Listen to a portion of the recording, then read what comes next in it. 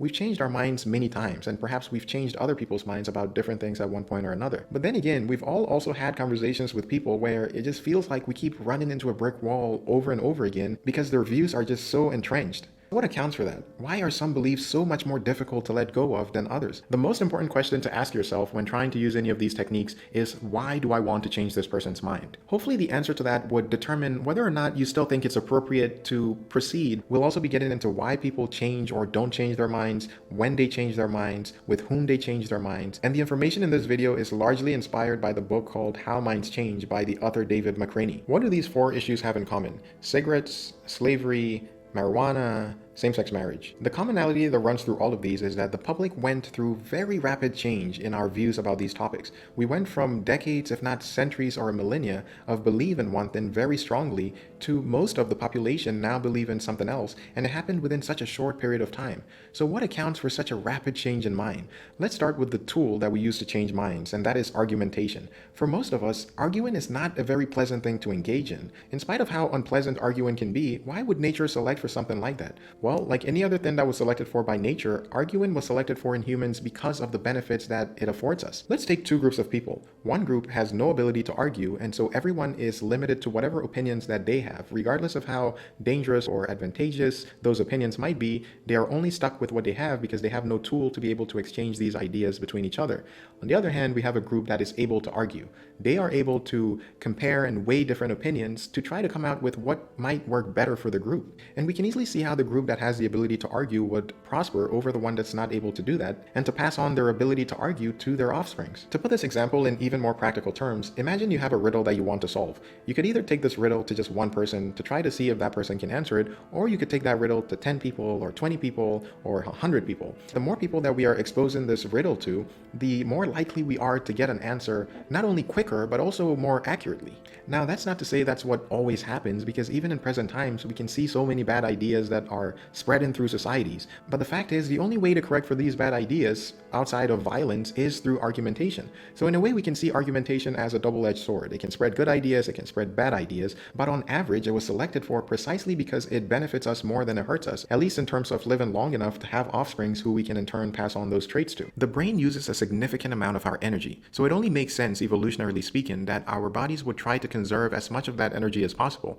One way to do this is by being lazy thinkers and to offload that cognitive workload to the group that we are a part of. And as these ideas collide with one another, stronger ideas are much more likely to win out. The 3 core principles to keep in mind when trying to have such a conversation is to be transparent, be curious, and to be compassionate. With these 3 things, the person that we're communicating with is far less likely to see us or our ideas as a threat, and more as someone who might actually benefit them.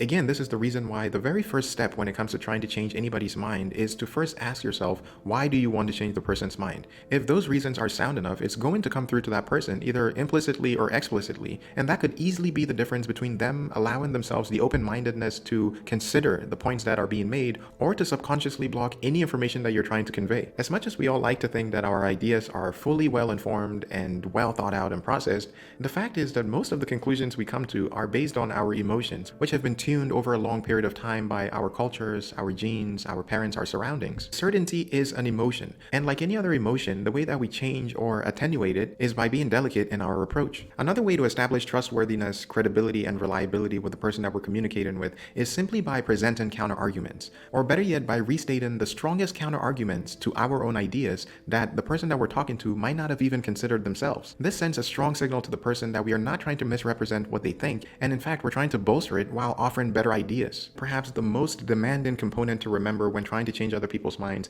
is to match their processing abilities and their motivation. Motivation here means why they believe what they believe. Most of the time in arguments, we tend to focus more on what someone is saying as opposed to why they're saying that and how they went about establishing those conclusions. By focusing on the why and the how, we are able to really get to the root of what it would take to change their minds. We are putting ourselves in their playing field instead of inaccurately assuming that the facts that convinced us should be able to convince that person. Because whether we like it or not, people come to the same conclusions through different means. And without actually addressing the means by which they came to that conclusion, we are neglecting the most important part of the conversation. this is probably the most important lesson that I got out of the book, How Minds Are Changed. And I was shocked to see how effective it was, even with my limited experience using these techniques. Oftentimes, conversations can feel very cumbersome because there are so many elements floating around and we're not sure which one to focus on. We've all been in conversations where the longer the conversation goes, the less clear it is what we're even talking about anymore. And that's precisely because there was no one anchoring that conversation to the most important element, which is why and how the other person came to that belief. By focusing on that, we are far more likely to produce evidence or arguments that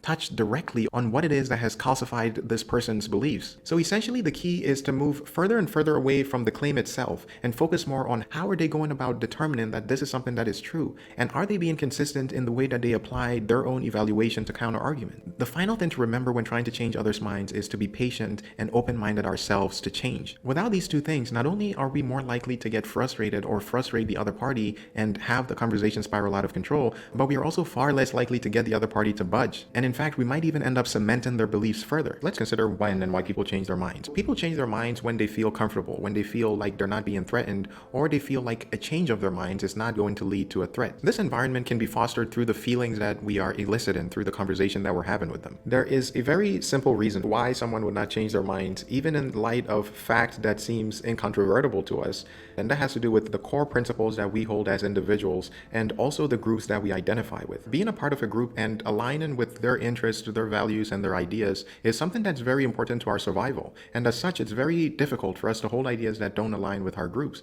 Because of that, whenever we try to change people's minds about something that does not cohere with whatever group that person is involved in, the only way to even have a chance at being successful at that is by appealing to some core principle within that individual and being able to tie that principle as directly as we can to the argument or the idea that we are trying to sell that person. For many of our ancestors, having ideas that did not align with that of our groups would ultimately lead to death.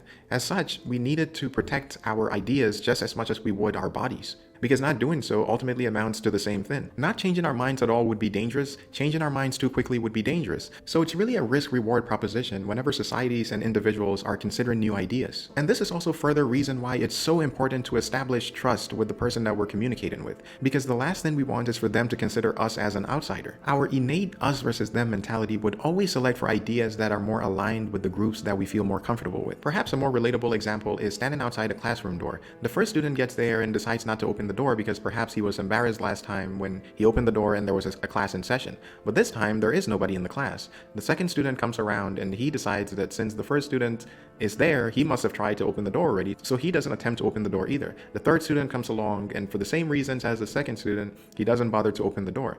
This can go on and on until the 10th student, who might have otherwise had a low conformity, but because of how many people are ahead of him, it's more difficult for him to imagine that no one has tried to open that door. And the more that cascade keeps going, the more unlikely it is that someone is going to open the door until the frustration about waiting outside for that long finally builds up to the point where someone finally decides to check on the door, or until the teacher opens the classroom door to figure out why the students are not in class yet. Once again, this analogy illustrates that most of the time we would rather be wrong than to be outsiders in our group. This actually goes to the answer to why cultures have been known to change their minds so suddenly about very consequential issues. There's this analogy that I thought really captured the essence of how cultures can change so rapidly, and that is simply by being exposed to contrary ideas that could just emanate from one small group of society or even one individual. David McCraney, the author of How Minds Change, described this as being analogous with how a forest fire might start. He asks us to imagine a street where drivers often toss out their cigarette butts into the forest, but initially the forest might be damp, the weather might not be opportune, and nothing would happen.